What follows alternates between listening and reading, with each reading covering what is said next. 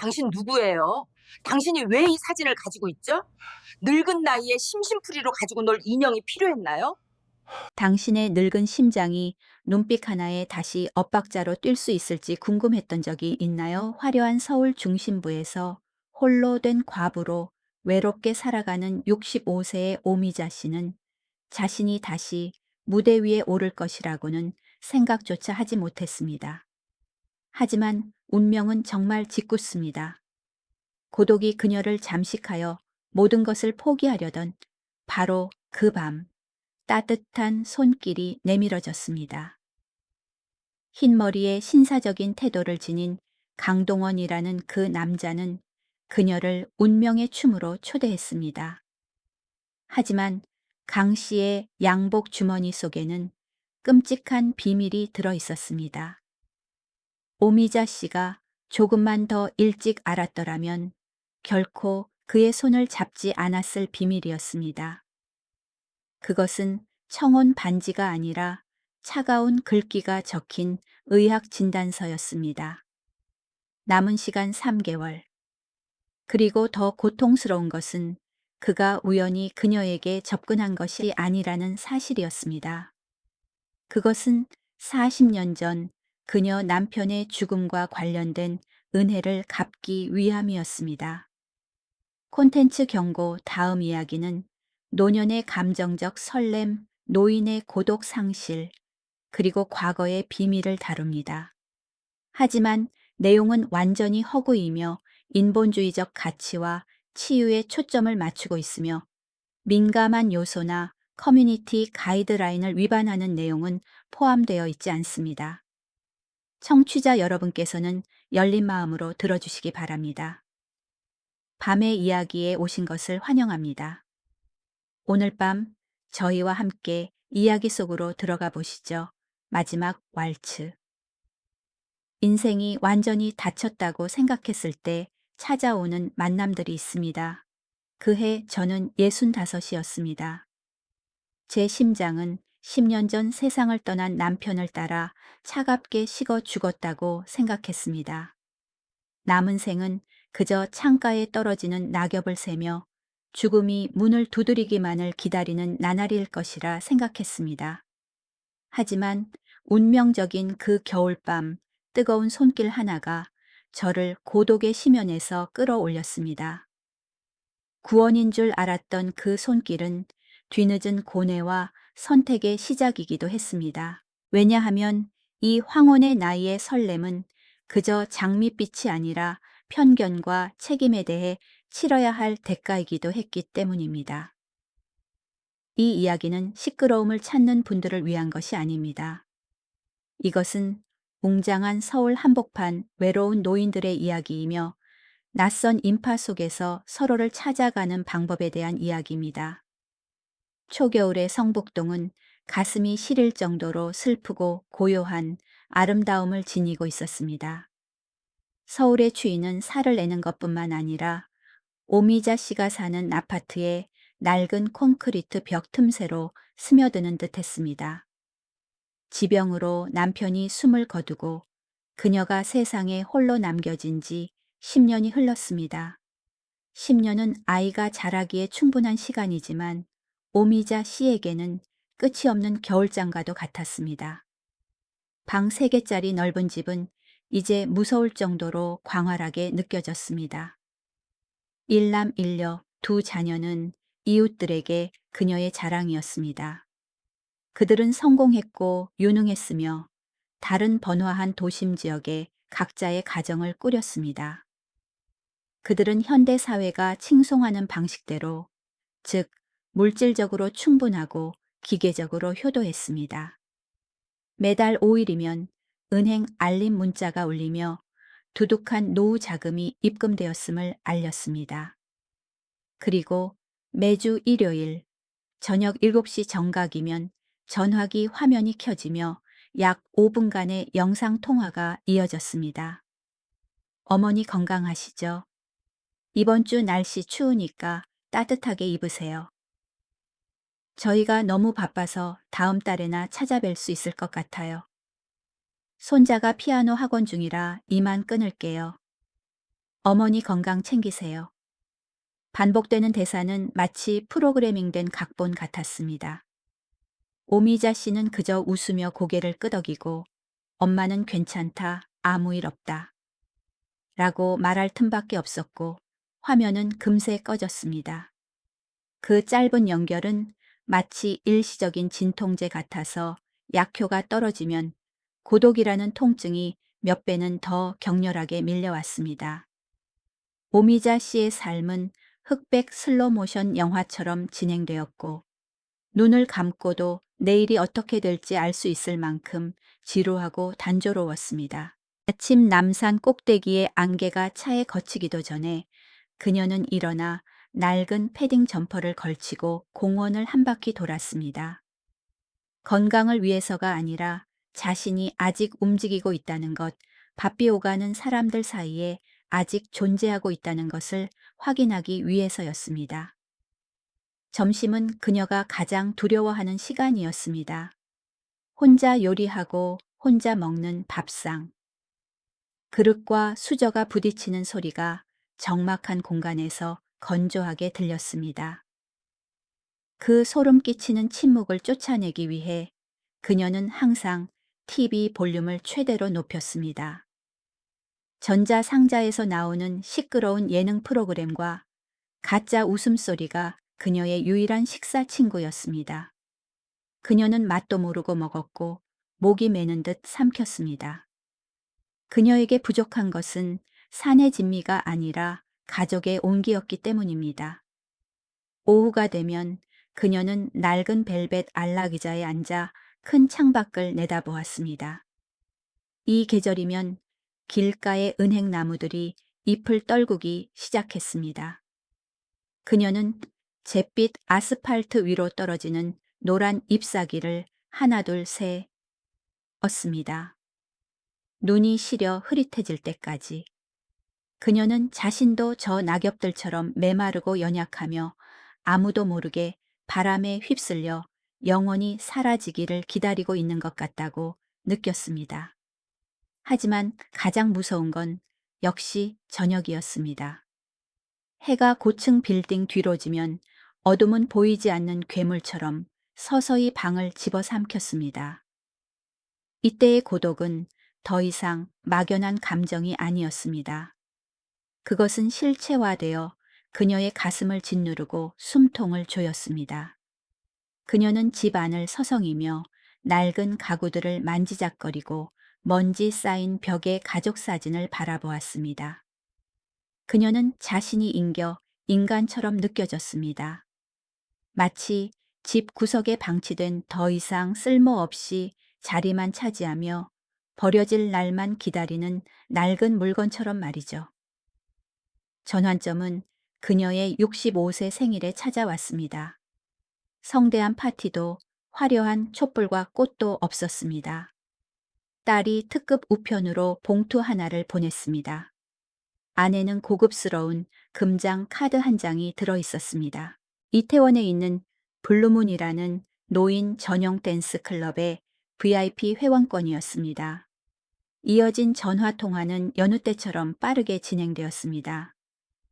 엄마 내가 1년 회원권 끊어놨어요. 거기 은퇴하신 교수님, 의사 선생님들만 오는 곳이라 분위기가 아주 점잖대요. 엄마 집에만 콕 박혀 있지 마세요. 우리도 걱정되고 이웃들이 자식들이 방치한다고 수군거려요. 딸의 말은 찬물을 끼얹는 것 같았습니다. 오미자 씨는 떨리는 손으로 카드를 들었습니다. 춤이라고 이 환갑 넘은 나이에 그녀 같은 9세대 여성의 머릿속에 춤추는 곳이란 언제나 점잖지 못한 곳, 시끄러운 술집 붉고 푸른 조명 영화에서나 보던 복잡한 관계들과 연결되어 있었습니다. 안 돼. 난 안 간다. 다 늙어서 무슨 춤이냐. 남들이 비웃어. 그녀는 혼자 중걸거리며 카드를 서랍에 처박아 가두고 잊어버리려 했습니다. 하지만 그 후 며칠은 내벽의 무서운 침묵 속에서 흘러갔습니다. 고독은 슬픔을 넘어 공포로 변하기 시작했습니다.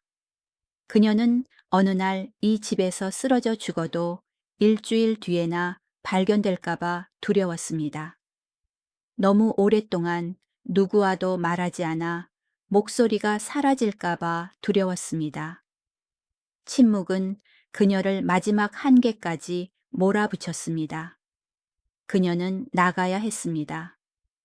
어디든 상관없으니 사람의 온기가 있는 곳으로. 그렇게 어느 주말 저녁 오미자 씨는 거울 앞에 섰습니다. 그녀는 연갈색 모직 코트를 고르고 희끗희끗한 머리를 빗고 짙은 립스틱을 살짝 발랐습니다. 거울 속 여자를 보니 낯설면서도 연민이 느껴졌습니다. 화장을 한 게 얼마 만인가 장을 보러 가거나 남편 묘소에 가는 것 외의 목적으로 저녁에 외출한 게 얼마 만인가. 밤에 이태원은 불빛으로 반짝였지만 그녀는 서양식 거리의 소란함에는 신경 쓰지 않았습니다. 그녀는 카드에 적힌 주소를 찾아갔습니다.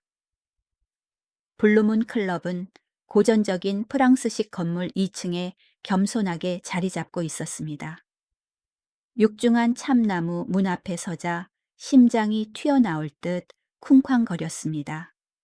돌아가고 싶었습니다. 다리에 힘이 풀렸습니다. 내가 지금 뭐 하는 짓이지 우습게도. 그녀는 속으로 생각했습니다. 그때 문이 갑자기 열렸습니다. 갓 볶은 커피와 소나무 향이 섞인 따뜻한 공기가 훅 끼쳐오며 그녀를 안으로 이끌었습니다.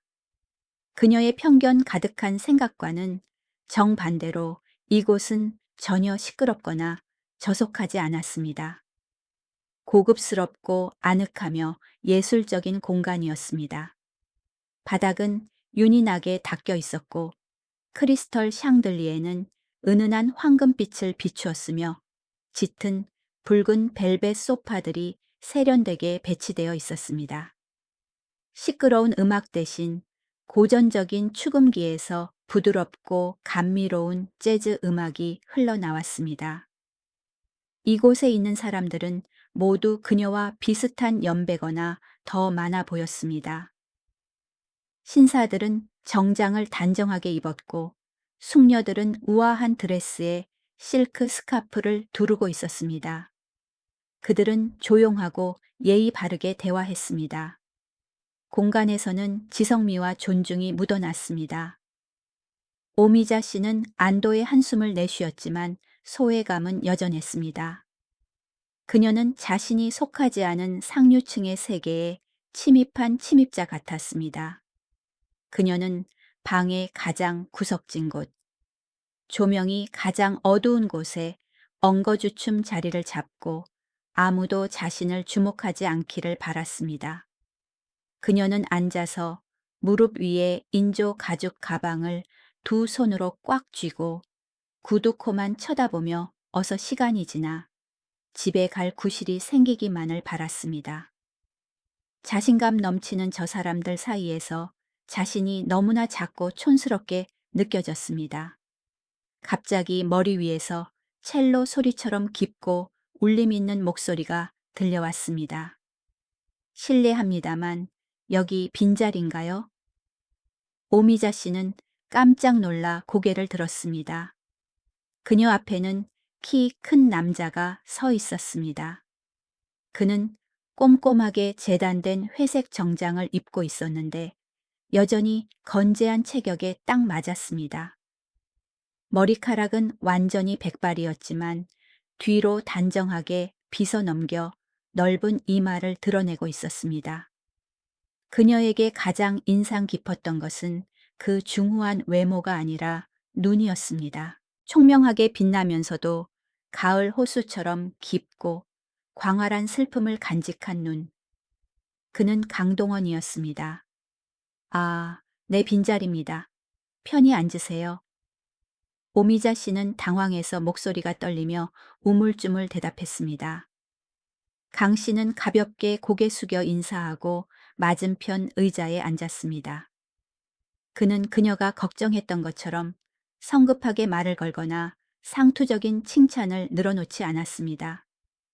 그는 레드 와인 한 잔을 주문하고는 그저 조용히 앉아 즐겼습니다. 그녀 곁에 있는 그의 존재는 불편함이나 압박감을 주지 않았습니다. 오히려 그의 침묵은 묘하게 안전한 에너지를 풍겼는데 마치 그 또한 비슷한 고독을 품고 있으며 그녀의 사생활을 존중해 주는 듯 했습니다. 그렇게 두 사람은 사람들로 가득 찬 방 한가운데서 낯선 타인으로 앉아 한마디 말도 없이 정적의 공간을 통해 영혼이 살짝 닿는 듯 했습니다. 음악이 Autumn Leaves, 고엽의 애절한 선율로 바뀌자 방 안의 공기는 가라앉으며 낭만적이고 회상에 잠기게 했습니다. 커플들이 춤을 추러 나오기 시작했습니다. 강 씨가 갑자기 와인 잔을 테이블에 내려놓았습니다. 그는 일어나 옷매무새를 다듬고는 오미자 씨를 향해 정중하게 허리를 굽히며 손을 내밀었습니다. 왈츠 한 곡 추시겠습니까? 오미자 씨는 당황하여 손사래를 쳤습니다. 아니요, 저는 춤을 출 줄 몰라요.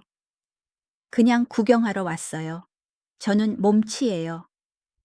강 씨는 손을 거두지 않았습니다. 그는 그녀의 눈을 똑바로 바라보았습니다. 조롱기 하나 없이 진심 어린 간절한 눈빛이었습니다. 거절하지 말아 주십시오. 솔직히 말씀드리면 저도 여기가 처음입니다. 혼자 저 무대로 나가는 게 너무 두렵습니다. 저를 좀 도와주시겠습니까? 그저 서로 의지해 몇 걸음만 걸으면 됩니다. 그 점잖은 신사에 투박하고 어쩌면 나약해 보이는 고백이 오미자 씨 마음속의 방어벽을 녹여버렸습니다. 그녀는 자신 앞에 내밀어진 손을 바라보았습니다. 세월의 검버섯이 피었지만 든든해 보이는 큰 손이었습니다. 잠시 망설이던 그녀는 깊게 숨을 들이쉬고는 쭈글쭈글하고 차가운 자신의 손을 조심스럽게 그의 손바닥 위에 올렸습니다. 그의 손은 따뜻하고 건조하며 단단했습니다. 두 손이 맞닿는 순간 가벼운 전류가 그녀의 등골을 타고 흘렀습니다. 그것은 욕망이 아니라 너무 오랫동안 다른 사람의 온기를 만져보지 못한 인간의 벅찬 감정이었습니다. 강 씨는 부드럽게 그녀의 손을 잡고 일으켜 세워 마루 한가운데로 이끌었습니다. 은은한 노란 조명 아래 정열적인 프랑스 음악 속에서 오미자 씨는 엉거주춤하게 그의 어깨에 손을 올렸습니다. 강 씨는 예의 바른 거리를 유지하면서도 그의 옷에서 나는 은은한 샌다루드 향수를 맡을 수 있을 만큼 가까이 있었습니다. 긴장 푸세요, 부인. 음악을 따라가세요. 그가 속삭였습니다. 그리고 그들은 움직이기 시작했습니다. 첫 걸음은 비틀거렸지만 강 씨의 확실한 리드 덕분에 그녀는 균형을 되찾았습니다. 그들은 느린 왈츠 속에서 흘러갔습니다. 그 순간 주변 세상이 흐릿해졌습니다. 차가운 아파트도 무심한 자식들도 노년의 두려움도 없었습니다. 오직 음악과 빛, 그리고 그녀를 보물처럼 잡고 있는 낯선 남자만이 남았습니다. 오미자 씨는 전혀 몰랐습니다. 그 운명적인 손잡음이 단지 춤의 시작만이 아니라는 것을. 그것은 사랑과 윤리가 인생의 내리막길에 선 사람들의 마음을 갈기갈기 찢어놓을 폭풍 같은 새로운 인생의 장을 여는 열쇠였습니다. 사람들은 흔히 노년의 가장 큰 비극은 죽음이 아니라 살아있으면서도 마음이 죽었다고 느끼는 것이라고 말합니다. 저는 그 남자가 나타나기 전까지 10년 동안 그림자처럼 살았습니다. 그는 제게 다시 숨 쉬는 법, 미소 짓는 법, 그리고 늙은 심장이 다시 한번 엇박자로 뛰는 법을 가르쳐 주었습니다. 하지만 인생은 본래 공평해서 대가 없이는 온전한 행복을 주지 않습니다. 저는 뒤늦은 동화 속으로 걸어 들어간다고 생각했지만 그의 정중함과 따뜻한 미소 뒤에 가슴 아픈 거짓말이 있다는 것을 전혀 몰랐습니다. 자동차 글로브 박스 속 쓴 알약들 옆에 숨겨진 비밀 말입니다. 이 이야기는 터널 끝에 빛을 쫓느라 그 빛이 때로는 거대한 폭풍의 전조라는 사실을 잊고 사는 이들에게 주는 경고입니다. 블루문 클럽에서의 운명적인 밤 이후 성북동 낡은 아파트의 지루한 일상은 완전히 뒤집혔습니다. 예전에 오미자 씨가 한숨을 쉬며 일어나 천장을 바라보고 낮에 12시간을 어떻게 죽일까 고민했다면 이제 그녀는 해가 뜨자마자 형용할 수 없는 기쁨으로 잠에서 깹니다. 변화는 아주 사소한 것에서부터 시작되었습니다. 그녀는 더 이상 하루 종일 헐렁한 잠옷 차림으로 집안을 돌아다니지 않았습니다. 그녀는 옷장 깊숙한 곳, 다시는 쓸 일이 없을 거라 생각했던 젊은 시절의 옷들을 뒤지기 시작했습니다. 부드러운 실크 장군무늬 원피스, 우아한 파스텔 톤 스카프를 꺼내 정성스레 세탁하고 다림질했습니다. 퀴퀴한 조명 냄새는 은은한 장미향 섬유 유연제 냄새로 대체되었습니다. 침실의 큰 거울 앞에서 오미자 씨는 한참 동안 자신을 바라보았습니다. 눈가와 입가의 주름은 여전히 65년의 풍파를 증명하듯 남아 있었지만 눈빛은 달라져 있었습니다. 더 이상 탁하고 멍하지 않았습니다. 그녀는 떨리는 손으로 3년 전 딸이 선물해준 한 번도 뜯지 않았던 진달래색 립스틱을 집어들었습니다. 입술에 살짝 바르고 입술을 다문 뒤 살며시 미소 지었습니다. 그 약간의 붉은 빛만으로도 우울했던 얼굴 전체가 환해지기에 충분했습니다.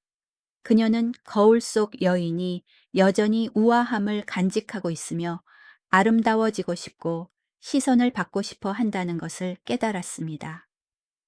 일주일에 3번 그녀는 이태원으로 갔습니다. 강동원 씨는 언제나 스위스 시계처럼 정확하고 단정하게 그곳에서 그녀를 기다리고 있었습니다. 강 씨는 단순한 댄스 파트너가 아니라 음악 요법으로 그녀의 영혼을 치료하는 의사 선생님 같았습니다. 블루문의 윤이 나는 마룻바닥 위에서 그는 그녀에게 왈츠의 기본 스텝을 가르쳤습니다. 하지만 기술보다 더 중요한 건 긴장을 푸는 법을 가르쳐 준 것이었습니다. 오 여사님, 어깨가 굳어 있어요. 그의 낮고 굵은 목소리가 애절한 색소폰 소리에 섞여 귓가에 울렸습니다.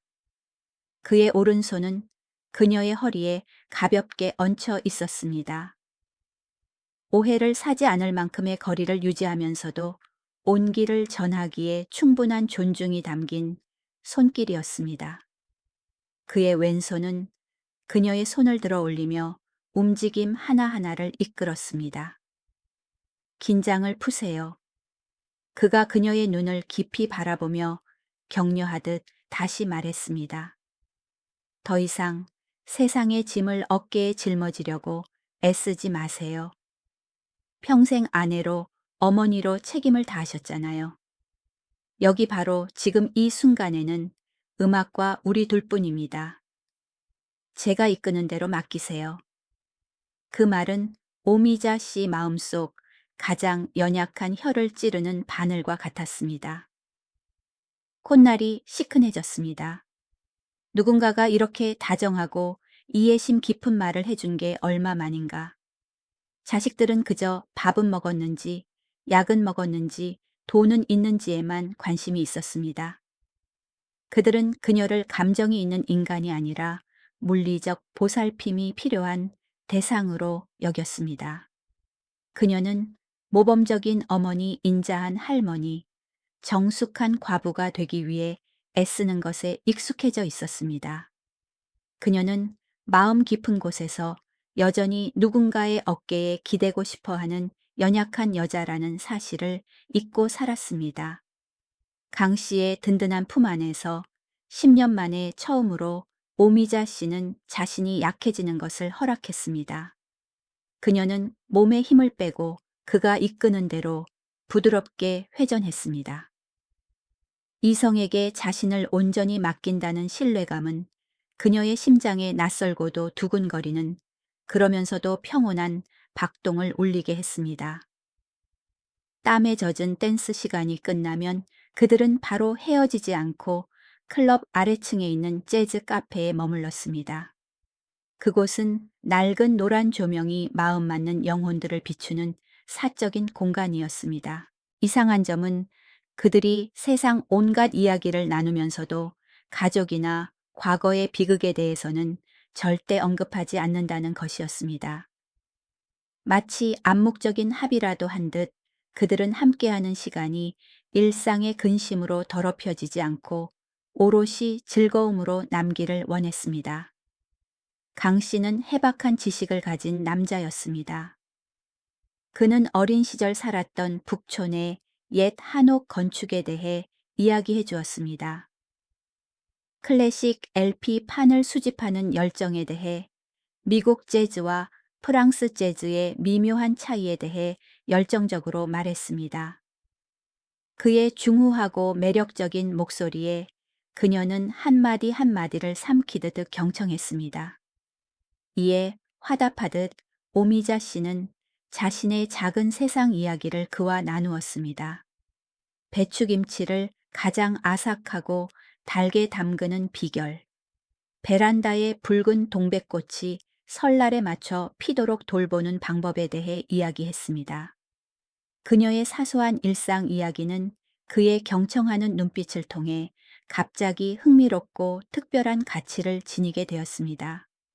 그는 절대 말을 끊지 않았고 때때로 고개를 끄덕이며 감탄하거나 다정하게 질문을 던졌습니다. 그런 존중은 오미자 씨로 하여금 자신이 존중받고 있고 누군가 자신의 말에 귀 기울이고 있다는 느낌을 받게 했습니다. 그것은 그녀가 자신의 가정 내에서 오래전에 잃어버린 것이었습니다. 어느 늦은 오후, 하루의 마지막 햇살이 한강을 붉게 물들일 때 강 씨가 산책을 제안했습니다. 겨울 강바람이 매섭게 불었지만 오미자 씨는 춥지 않았습니다. 강 씨가 바람 부는 쪽에서 거두며 큰 몸으로 그녀를 막아주었기 때문입니다. 그들은 다리 난간에 멈춰 서서 고층 빌딩의 불빛을 반사하며 유유히 흐르는 검푸른 강물을 내려다 보았습니다. 정적이 감돌았고 바람 소리와 멀리서 들리는 차 소리뿐이었습니다. 갑자기 강 씨가 그녀를 돌아보았습니다. 평소와 달리 심각하고 고민에 잠긴 눈빛이었습니다. 오, 여사님, 좀 엉뚱한 질문 하나 해도 될까요? 만약에, 그냥 만약에요. 내일이 지구의 종말이라면 가장 하고 싶은 일이 뭡니까? 오미자 씨는 뜻밖의 질문에 놀랐습니다. 그녀는 그의 깊은 눈을 들여다보며 농담인지 진담인지 확인하려 했습니다. 하지만 그의 눈에는 진심과 막연한 슬픔만이 있었습니다. 그녀는 잠시 생각하더니 먼 곳을 응시하며 슬프게 웃었습니다. 내일이 종말이라면요. 글쎄요. 가장 완벽한 왈츠를 추고 싶어요. 아주 예쁜 이브닝 드레스, 평생 감히 입어보지 못한 오프숄더 드레스를 입고요. 화려한 조명 아래서 빙글빙글 돌고 싶어요. 그리고 가장 중요한 건, 그녀는 잠시 말을 멈추고 목소리를 낮췄습니다. 며느리가 늦게 들어온다고 불평할지, 이웃들이 점잖지 못한 노인네라고 수군댈지 걱정할 필요 없는 거요. 단 한 번이라도 나 자신으로 살고 싶어요. 그녀의 고백은 담담했지만 평생의 억압이 담겨 있었습니다.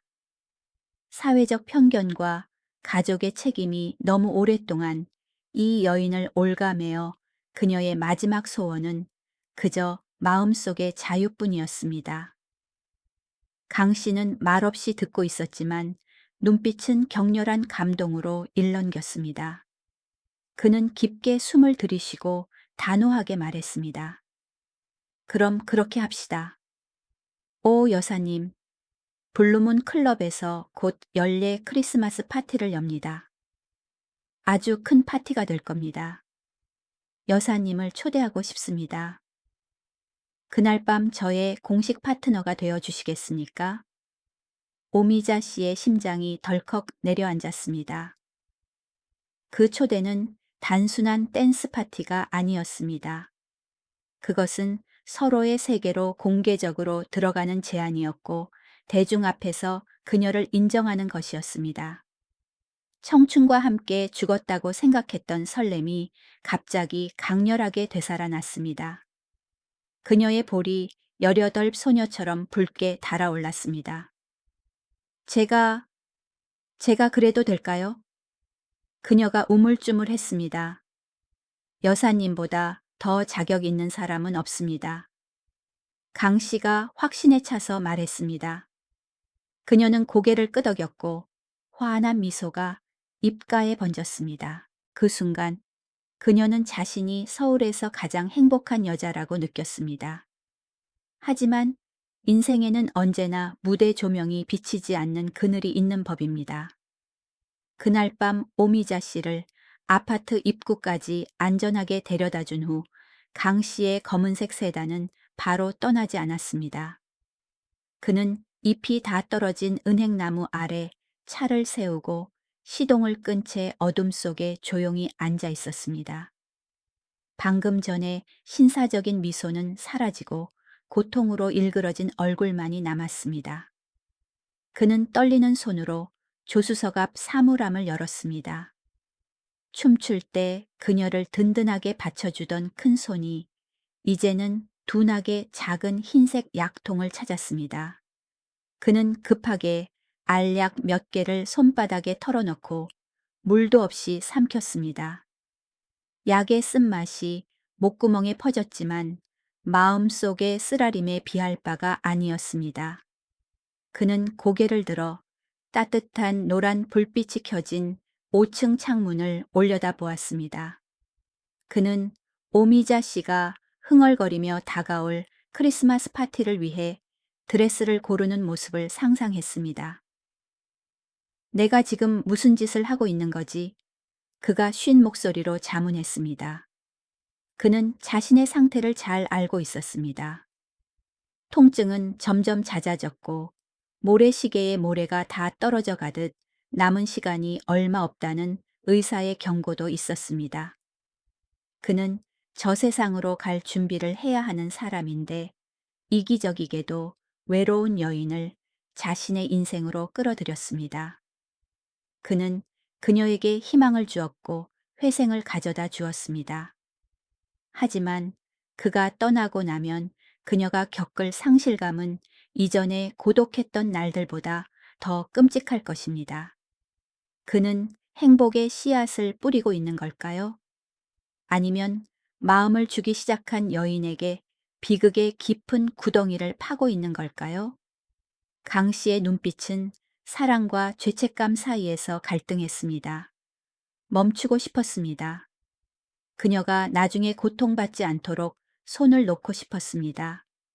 하지만 그녀의 미소를 볼 때마다 생의 마지막 온기를 갈망하는 인간의 이기심이 승리했습니다. 나중에 두 사람이 흘릴 눈물이 대가일지라도 이 마지막 날들에 그녀를 곁에 두고 싶었습니다. 차는 시동을 걸고 떠났고 등 뒤에는 짙은 어둠과 아직 드러나지 않은 거짓말이 남았습니다. 시간은 눈 깜빡할 사이에 흘러 어느새 블루문 클럽의 크리스마스 파티가 코앞으로 다가왔습니다. 공연까지 이제 2주밖에 남지 않았습니다. 연습실의 공기는 팽팽한 긴장감으로 가득 찼지만 그 속에는 늙은 영혼들의 되살아난 설렘이 섞여 있었습니다. 그날은 뼈가 시리게 추운 금요일 저녁이었고 연습실의 큰 유리창 밖으로는 눈이 흩날리기 시작했습니다. 안에서는 왈츠 음악이 넘실대고 벽난로의 온기가 감도라 바깥의 혹독한 세상과는 완전히 분리된 공간 같았습니다. 오미자 씨와 강 씨는 춤에서 가장 어려운 동작인 연속 회전을 연습하고 있었습니다. 하나, 둘, 셋, 돌고, 하나, 둘, 셋, 균형 잡고, 강 씨가 박자를 셌습니다. 중후했던 목소리가 오늘따라 숨이 차고 쉰 소리가 났습니다. 오미자 씨는 음악에 취해 몸을 맡겼고 넓게 퍼진 드레스 자락이 유연한 회전에 따라 펄럭였습니다. 그녀는 20년은 젊어진 듯 활력이 넘쳤습니다. 하지만 음악이 절정에 달할 무렵 그녀의 손을 꽉 잡고 있던 강 씨의 손이 갑자기 차가워지더니 격렬하게 떨리기 시작했습니다. 강 선생님, 왜 그러세요? 오미자 씨의 말이 차에 끝나기도 전에 상대방의 체중이 그녀의 어깨를 짓눌렀습니다. 강 씨의 얼굴색이 붉게 달아오르더니 순식간에 종이장처럼 하얗게 질렸습니다. 이마에는 식은땀이 비오듯 흘렀습니다. 평소 총명하던 눈빛은 초점을 잃고 흐릿해졌습니다. 그가 비틀거리며 난간을 잡으려 했지만 늦었습니다. 그의 거구는 마룻바닥으로 무너져 내렸고 오미자 씨도 함께 고꾸라졌습니다. 강 선생님, 강 선생님, 누구 없어요. 좀 도와주세요. 오미자 씨는 비명을 지르며 당황하여 그의 머리를 받쳤습니다. 주변이 소란스러워졌습니다. 사람들이 몰려들었습니다. 오미자 씨는 벌벌 떨며 손발을 허둥댔습니다. 그가 거칠게 숨을 몰아쉬었고 누군가 목을 조르는 듯 가슴이 힘겹게 오르내렸습니다. 그녀는 평소 그가 하던 대로 땀을 닦아주려고 급히 그의 안주머니를 뒤져 손수건을 찾으려 했습니다. 하지만 손수건은 나오지 않았습니다. 대신 얇고 딱딱한 물건 하나가 주머니에서 빠져나와 윤이 나는 마룻바닥을 미끄러져 그녀의 눈앞에 멈췄습니다. 그것은 작은 흑백 사진이었습니다. 옛날 방식대로 인화된 세월에 가장자리가 닳고 누렇게 바랜 사진이었습니다. 혼란스러운 순간 오미자 씨에게 시간은 멈춘 듯 했습니다. 그녀는 멍하니 사진을 바라보았습니다. 사진 속에는 나팔바지에 흰 셔츠를 입은 두 청년이 연세대학교 정문 앞에서 다정하게 어깨동무를 하고 서 있었습니다. 그들의 미소는 찬란했고 젊음의 야망으로 가득 차 있었습니다. 오른쪽 청년은 수십 년이 지났지만 그녀가 바로 알아볼 수 있는 사람이었습니다. 바로 10년 전 세상을 떠난 그녀의 남편 오 씨였습니다. 그리고 왼쪽에 키가 더 크고 넓은 이마와 밝은 눈을 가진 청년은 바로 젊은 시절의 강동원 씨였습니다. 오미자 씨의 머릿속이 빙글빙글 돌았습니다. 등골이 서늘해졌습니다. 왜 강 씨가 이 사진을 가지고 있으며 보물처럼 가슴 주머니에 간직하고 있었을까요? 왜 지난 몇 달 동안 남편을 안다는 사실을 한 번도 말하지 않았을까요? 그가 그녀에게 접근한 목적은 무엇일까요? 그 모든 관심, 오후의 산책, 춤, 이 모든 것이 연극이었을까요? 구급차 사이렌 소리가 밤하늘을 찢으며 그녀를 현실로 되돌려 놓았지만 마음속의 의심은 거대한 바위가 되어 가슴을 짓눌렀습니다. 2시간 후 이태원 근처의 한 개인 병원 병실. 코를 찌르는 소독약 냄새에 오미자 씨는 구역질이 날 것 같았습니다. 강 씨는 수액을 맞고 산소 호흡기를 낀 채 의식을 되찾았습니다.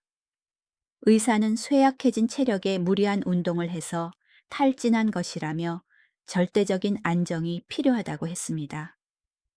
방에는 두 사람만 남았습니다. 심박동 측정기 소리만이 규칙적이고 건조하게 삐삐 울렸습니다.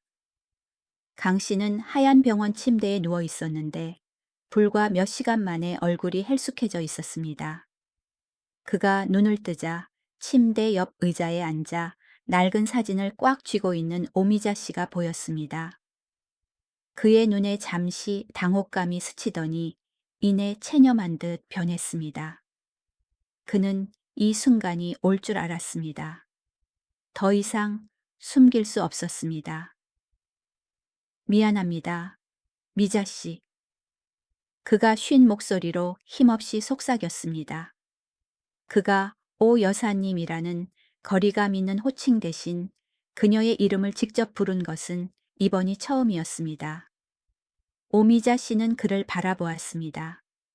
눈가는 붉었지만 눈물은 말라 있었고 시선은 상대의 마음을 꿰뚫듯 날카로웠습니다. 당신 누구예요? 당신이 왜 이 사진을 가지고 있죠? 왜 제 남편과의 관계를 숨겼어요? 늙은 나이에 심심풀이로 가지고 놀 인형이 필요했나요? 질문들이 쏟아졌고 깊은 상처가 묻어났습니다. 그녀는 마음을 열었고 믿었는데 이제 바보같이 속았다는 기분이 들었습니다. 강 씨는 눈을 감았습니다. 눈물 한 방울이 관자놀이를 타고 흘러 흰 베개를 적셨습니다. 그는 깊게 숨을 들이쉬고 힘겹게 40년 동안 묻어두었던 이야기를 시작했습니다. 저와 당신 남편은 중마고우였습니다. 친형제보다 더 가까웠죠. 우린 연세대를 같이 다녔고 라면 한 개를 나눠 먹으며 함께 성공을 꿈꿨습니다.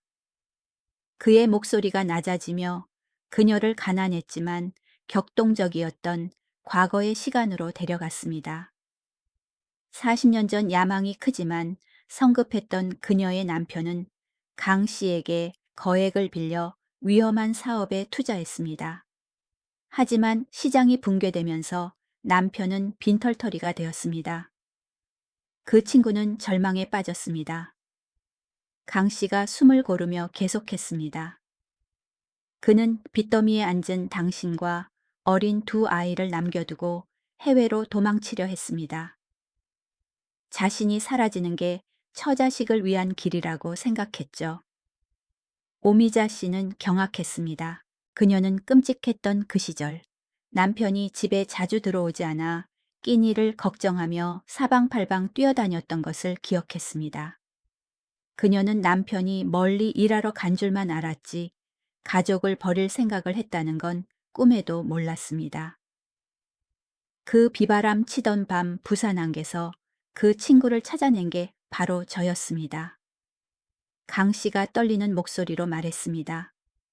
저는 그 친구 면전에서 차용증을 찢어버렸습니다. 저는 그에게 주먹을 날리며 소리쳤습니다. 네가 저 배를 타면 돈만 잃는 게 아니라 인간 자격도 잃는 거야. 돌아가 처자식이 기다리잖아. 강 씨는 자신의 전 재산을 털어 친구의 빚을 대신 갚아주고 남편이 맨주먹으로 다시 일어설 수 있도록 도왔습니다. 하지만 남자의 자존심이란 참으로 잔인한 것이었습니다.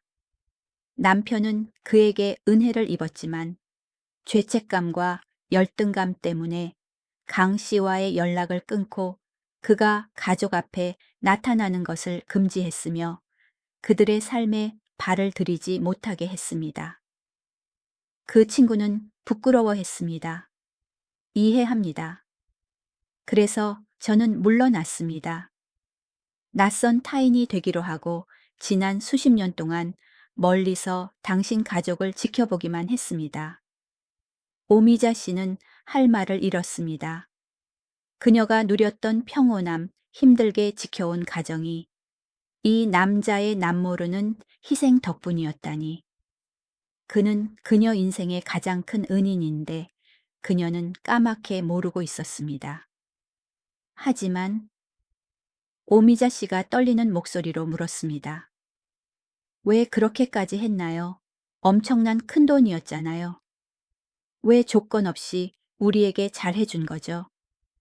강 씨가 눈을 뜨고 그녀를 똑바로 쳐다보았습니다.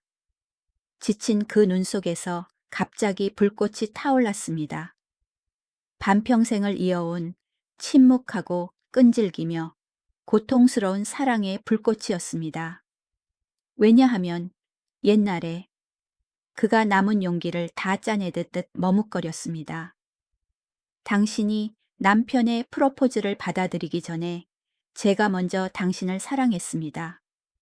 교정의 은행나무 아래 하얀 원피스를 입고 서 있던 당신을 본 순간 첫눈에 반했습니다. 오미자 예씨는 터져 나오는 울음을 막으려 손으로 입을 가렸습니다. 하지만 저는 가난한 고학생이었고 소심했습니다. 제 친구는 더 대담했고 더 적극적이었습니다. 두 사람이 맺어진 걸 알고 저는 침묵을 택했습니다. 친구의 행복을 위해 물러났습니다. 당신 가족을 돕고 당신의 결혼 생활을 지켜주는 것. 그게 제가 멀리서나마 당신을 사랑할 수 있는 유일하고도 가장 이기적인 방법이었습니다. 그 행복을 주는 사람이 제가 아니더라도 당신이 행복하기를 바랐습니다. 진실은 폭풍처럼 몰아쳐 오미자 씨 마음속의 모든 방어벽을 무너뜨렸습니다. 원망스럽기도 하고 가엾기도 하고 가슴이 찢어질 듯 아프기도 했습니다.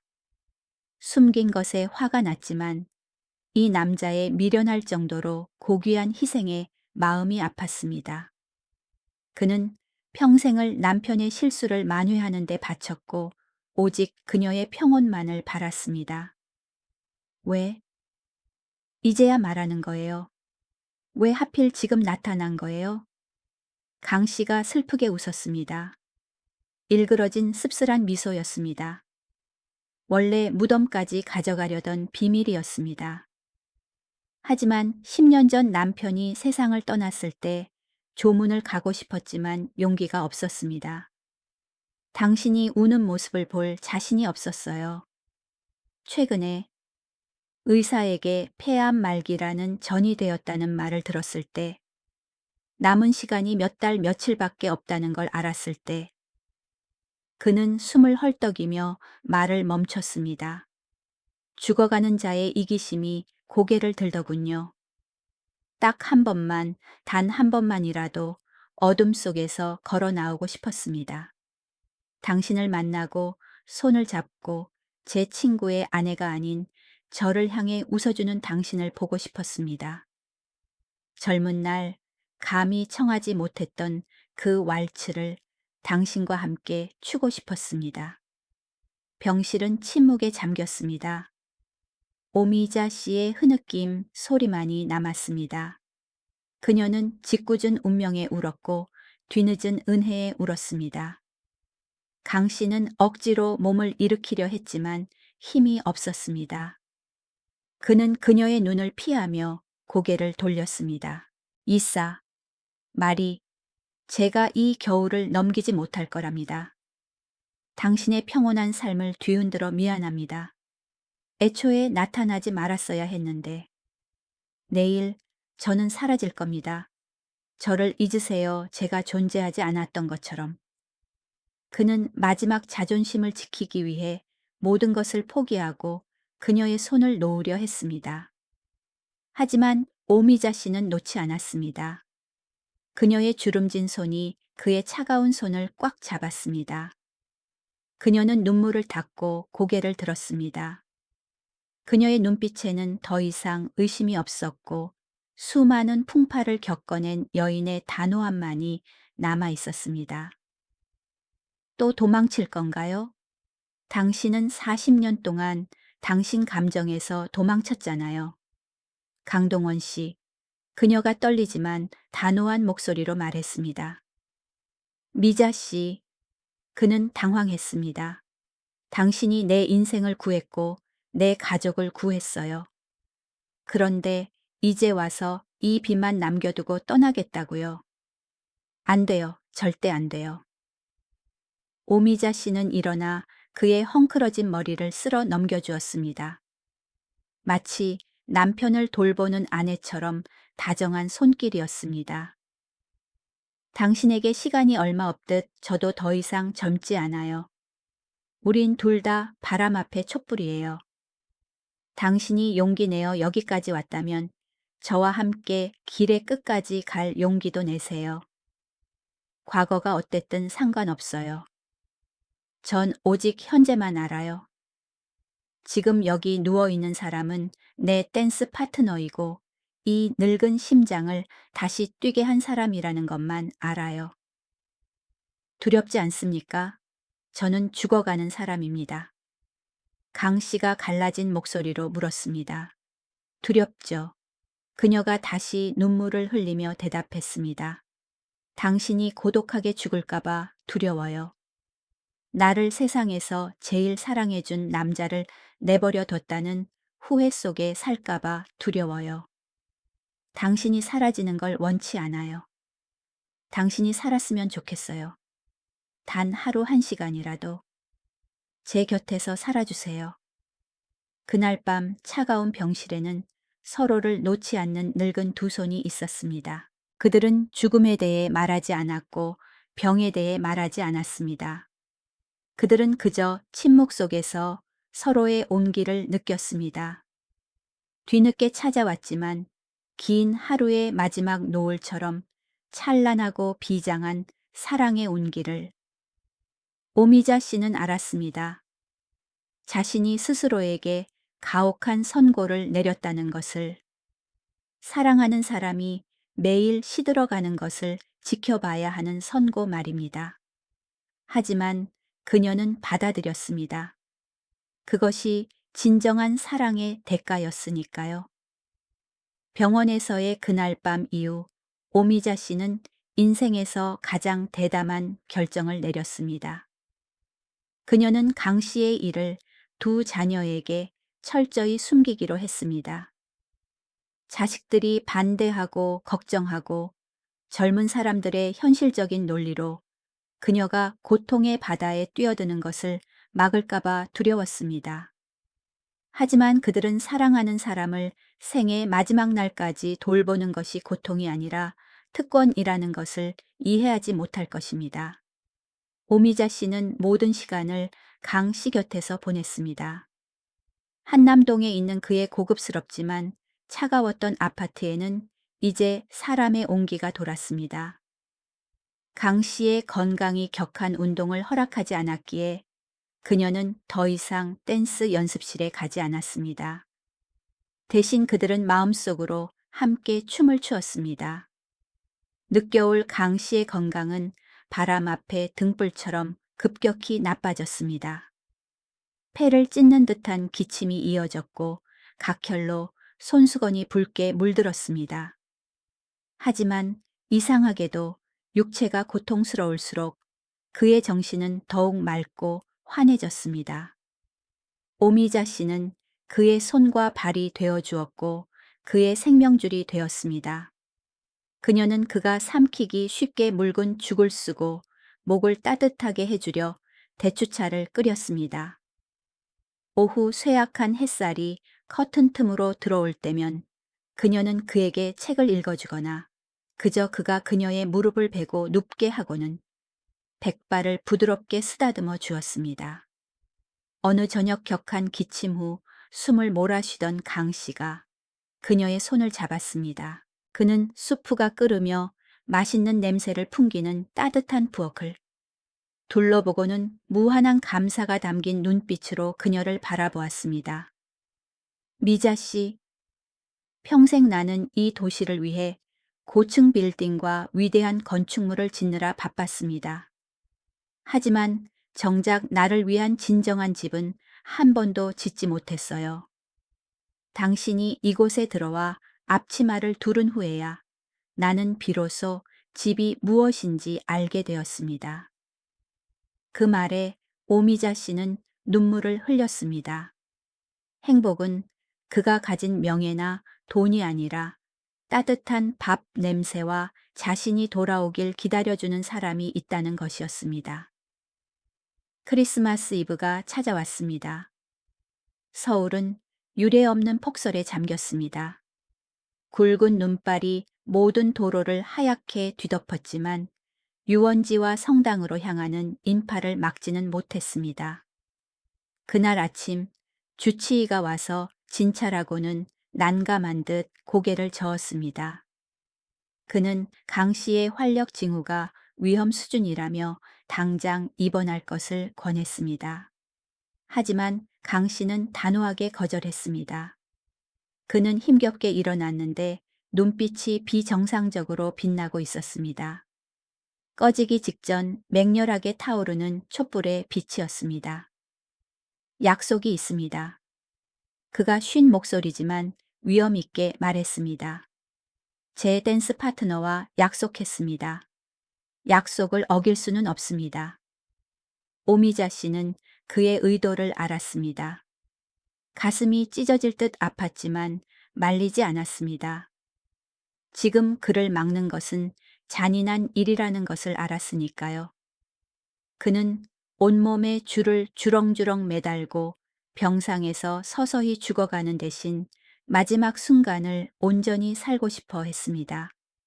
강 씨는 완벽하게 맞춘 검은 정장을 입고 가슴에는 붉은 벨벳 장미를 꽂았습니다.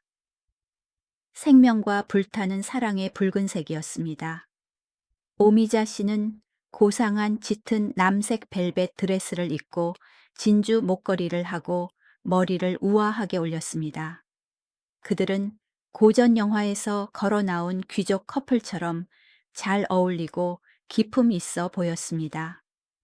차가 그들을 블루문 클럽으로 데려다 주었습니다. 파티장에는 크리스마스 분위기가 가득했습니다. 크리스마스 트리가 반짝이고 유리잔 부딪히는 소리가 맑게 울렸습니다. 사회자가 강동원 오미자 커플의 이름을 호명하자 장내에 환영의 박수가 쏟아졌습니다.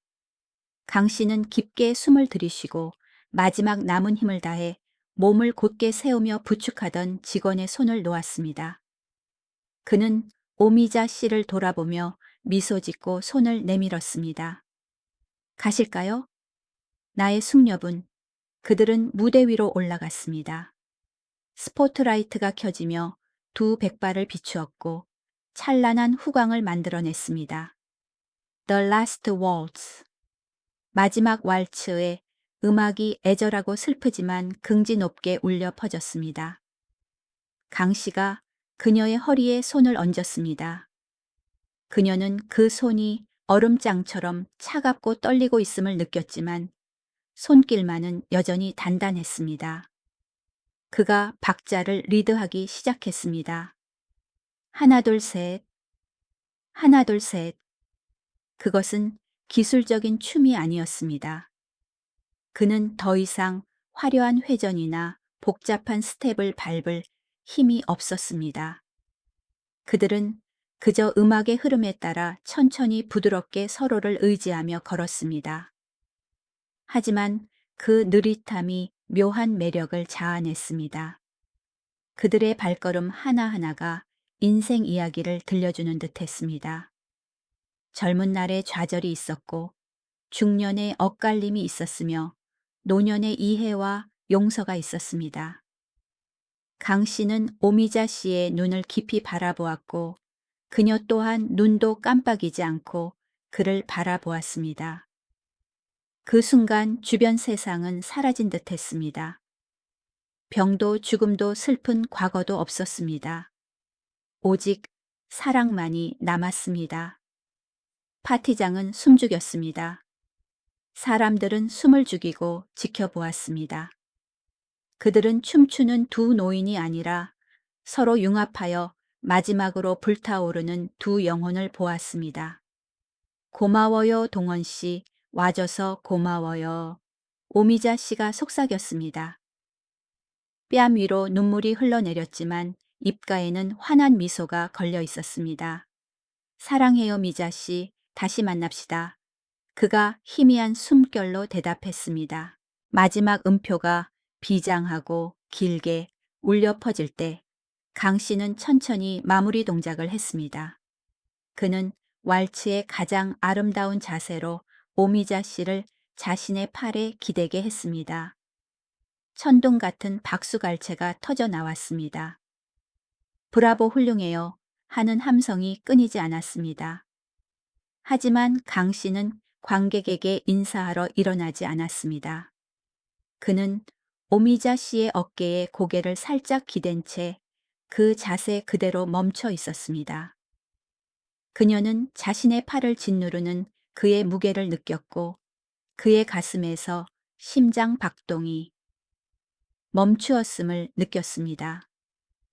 그는 가장 찬란한 순간에 그가 좋아하는 음악 위에서 그가 사랑하는 여인의 품 안에서 떠났습니다.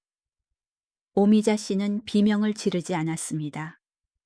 그녀는 그저 그를 꽉 끌어안고 귓가에 속삭였습니다. 잘 자요 영감님. 구급차가 와서 차가운 눈 내리는 밤 속으로 그를 데려갔습니다. 그는 소원을 이루었습니다. 강동원 씨의 장례식은 소박하고 엄숙하게 치러졌습니다. 몇몇 옛 친구와 동료 그리고 오미자 씨만이 있었습니다. 그녀는 검은 상복을 입고 관 곁에 조용히 서 있었습니다. 장례식장에서 흔히 볼 수 있는 통곡이나 실신은 없었습니다. 그녀의 얼굴에는 기이한 평온함이 감돌았습니다. 그녀는 그가 고통 없는 곳으로 긴 여행을 떠났으며 그녀의 온전한 사랑을 짐으로 챙겨갔음을 알고 있었습니다. 그녀의 두 자녀도 참석했습니다. 그들은 놀라움과 안타까움이 섞인 눈으로 어머니를 바라보았습니다. 그들은 어머니에게도 자신들이 한 번도 닿지 못한 사생활과 슬픔이 있다는 것을 처음으로 깨달았습니다.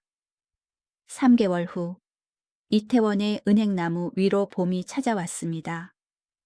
앙상했던 가지 대신 푸른 새싹이 돋아나기 시작했습니다. 오미자 씨는 블루문 클럽으로 돌아왔습니다. 사람들은 존경과 염려로 그녀를 맞이했습니다.